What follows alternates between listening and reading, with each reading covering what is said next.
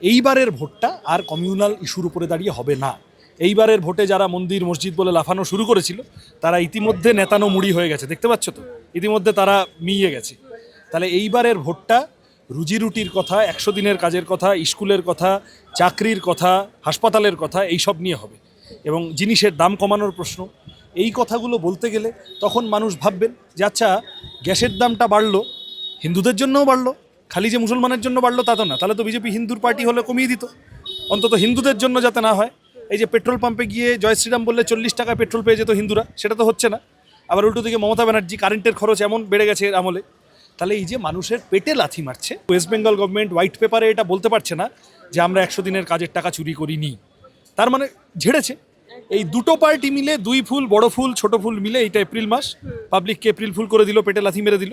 তৃণমূল এখানে তাদের একটা বলছে 250-এর বেশি সিট পাবে, বিজেপি ওরকম 190 এরকম একটা সিটের আশঙ্কা বলছে। বামেদের কি এরকম কোনো টার্গেট সিট রয়েছে নাকি পুরোটাই এখনো অনিশ্চয়তায় রয়েছে যে জিতবে কি জিতবে না এই পর্যায়ে?